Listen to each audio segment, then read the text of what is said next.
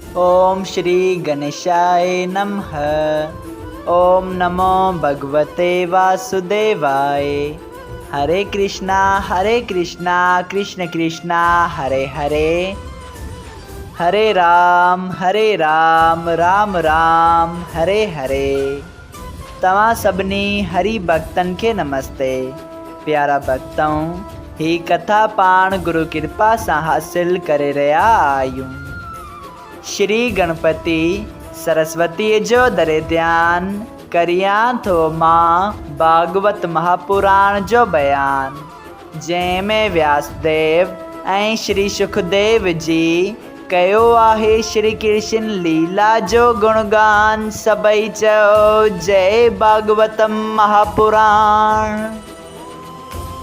प्यारा भक्तों, कल कथा में पाण श्रीमद् भागवत महापुराण साहिब जे 10 स्कंद जे 25 अध्याय जे ॿिए भाग में ॾिठो त जॾहिं मेघ राजा अची चो तरफ़ गोकुल वासियन खे सताइण लॻो, यानी कि बिंद्राबन में मींहुं वसाइण लॻो। चो तरफ़ तूफ़ानी हवाऊं लॻण लॻियूं, अंधेरो छाइजी वियो, माण्हू हिते हुते तिरकी किरण लॻा।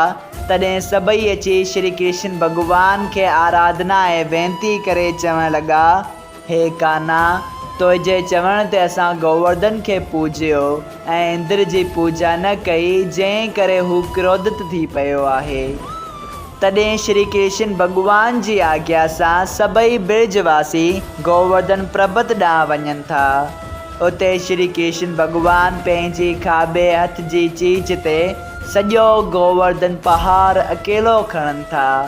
तंहिं वक़्तु सभई गोकुलवासी सेमा नज़र पे आया, लेकिन उन्हनि सोचियो त पर्वत कन्हे जे मथां किरी न वञे त पंहिंजी काठियुनि सां सहारो ॾेई भॻवान जी मदद करण लॻा। सभई चयो जय श्री हरि। अहिड़ी तरह इंद्र 7 ॾींहं ऐं 7 रातूं ज़ोरदार बरसाति वसाई। आख़िर जॾहिं सभई गोकुलवासी 7 ॾींहंनि ताईं पर्वत जे हेठां सुख शांति ऐं मज़े सां वेठा हुआ, तॾहिं इंद्र पाण अची उते ॾिठो त श्री कृष्ण भॻवान गोवर्धन खे चीच ते खणी वेठो आहे। सभई चयो जय श्री हरि। अॼु पाण श्रीमद् भागवत महापुराण साहिब जे 10 स्कंद जे 25 अध्याय जो 3 भाग शुरू करे रहिया आहियूं। श्री सुखदेव जी चवनि था, 7 ॾींहंनि ताईं श्री कृष्ण भॻवान जी आज्ञा सां चक्र चो तरफ़ घुमियो पए ऐं पाणीअ जी हिकिड़ी बूंद बि ज़मीन ते नथे किरण ॾिनई। प्यारा भक्तों, जॾहिं मेघ राजा जो सभु पाणी खुटी थे वियो, तॾहिं उन इहो हाल वञी इंद्र खे चयो। इंद्र इहा ॻाल्हि ॿुधी ॾाढो शर्मिंदो थी मेघनि समेत पंहिंजे लोक ॾांहुं मोटी वियो ऐं देवताउनि खे वञी सॼो हाल ॿुधायई। तॾहिं देवताउनि चयो त हे इंद्र, विष्णु भॻवान श्री कृष्ण जो अवतार धारण करे दुष्टनि खे नास करण लाइ आयो आहे।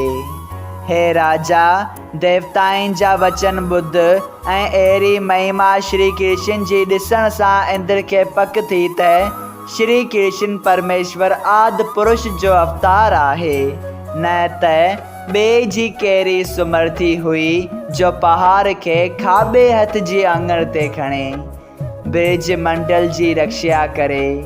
इहो वीचार करे इंद्र पंहिंजी करणीअ जो सोच करे पछताइण लॻो ऐं जॾहिं मेघनि जे वञण करे पाणी वसण बंदि थी वियो ऐं उस निकिरी आई, तॾहिं ब्रजवासियुनि चयो त हे ब्रजनाथ, तुंहिंजे डप खां सभु मेघ भॼी विया, हाणे पंहिंजी आङण तां पहाड़ लाहे रखो।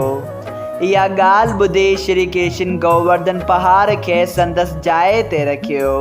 उन वक़्तु देवताउनि आकाश खां उन ते गुल वसाया ऐं अप्सराऊं पंहिंजनि विमाननि ते चढ़ी नाच ॾेखारण आयूं। गंधर्वनि गाना सुणाइण शुरू कया ऐं रखेश्वरनि स्तुति कई। माता यशोदा मोहन प्यारे खे हिंज में खणी प्यार करे उन जो मुंहुं चुमण ऐं उन जे हथनि खे ज़ोर ॾियण लॻी ऐं रोई पंहिंजे प्राण प्यारे खे चवण लॻी, हे पुट, 7 ॾींहंनि ताईं पहाड़ खणण करे तुंहिंजा हथ ॾाढा ॾुखंदा हूंदा। तॾहिं नंदलाल चयो, हे माता, गोवर्धन पहाड़ पंहिंजी ख़ुशीअ सां तव्हांजी रक्षा करण लाइ छांव करे बीठो हो। मूं त पंहिंजी आंगण जो थोरो आधार ॾिनो हो, तंहिं करे मुंहिंजा हथ कुझु बि नथा ॾुखनि। श्री दामा ऐं ॿियनि गोवालनि मोहन प्यारे सां गले मिली पुछियो त हे भाई, हेरे नरम हथ सां तो गोवर्धन जेॾो वॾो पहाड़ कीअं खणियो? असांखे ॾाढो अजब लॻे थो। श्याम सुंदर चयो, तव्हांजो पंहिंजे लकुण सां पहाड़ खे झलियो हो, तंहिं करे मूंखे उन जो को बि बार मालूम न थिए थियो। ऐं सभई ब्रिज बालाऊं मोहन प्यारे जी ही महिमा ॾिसी ॾाढियूं ख़ुशि थियूं ऐं उन ॾींहुं खां श्री कृष्ण जो नालो गिरधारी हिन दुनिया में प्रगट थियो आहे। सभई चयो, जय श्री हरि। उन वक़्तु गिरधारी ब्रिज वासियुनि खे चयो, हाणे गोवर्धन पहाड़ जी पूजा करियो जो उन तव्हांखे ॿुॾण ऐं इंद्र जे कोप खां बचायो आहे। इहो ॿुधी सभई ब्रिजवासी ऐं नंद यशोदा गोवर्धन पर्वत जी पूजा करण लॻा ऐं ग़रीबनि ब्राह्मणनि खे दान ॾियण लॻा। पोइ मज़े सां पंहिंजे पंहिंजे घर ॾांहुं रवाना थी विया। सभई चयो, जय श्री हरि। अध्याय 25 संपूर्ण थियो।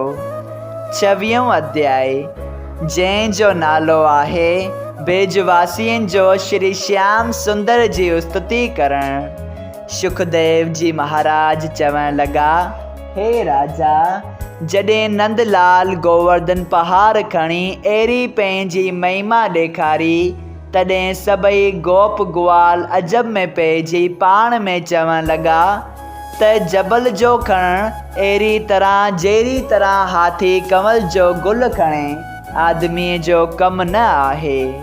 हिकु त 8 वरियनि जी उमिरि, ॿियो श्री कृष्ण एॾो ॻरो पहाड़ पंहिंजे आंगण ते खणी 7 ॾींहं बीठो रहियो। ही परमेश्वर जो अवतार न आहे त पोइ छा आहे?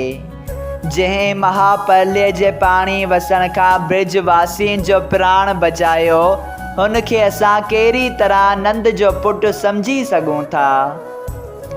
औलाद त पंहिंजे माता पिता जे सुभाउ ते थिए थी ऐं नंद यशोदा में अहिड़ो पराक्रम कोन्हे जो श्री कृष्ण जहिड़ो प्रतापी पुटु उन्हनि मां पैदा थियो आहे। तंहिं करे मालूम थो थिए त यशोदा कंहिं देवता या दैत सां भोग कयो आहे, जंहिं सबबु अहिड़ो बलवान ऐं प्रतापी पुटु खेसि थियो अथसि। नंदराय जे ॿिज जो ही छोकिरो त नथो ॾिसिजे, तंहिं करे नंद यशोदा खे ज़ात खां ॿाहिरि कढणु खपे। सभई चयो, जय श्री हरि। श्रीमद् भागवत महापुराण साहिब जे 10 स्कंद जे 26 अध्याय जो पहिरियों भाग संपूर्ण थियो। अगरि तव्हां सभिनी हरि भक्तनि खे हिन कथा मां लाभ हासिल थियो हुजे त कृपया हिन कथा खे ॿियनि हरि भक्तनि सां शेयर कजो त उन्हनि जो बि भलो थिए ऐं तव्हांजो बि भलो थिए। सभई चयो, जय सिया राम। राधे राधे।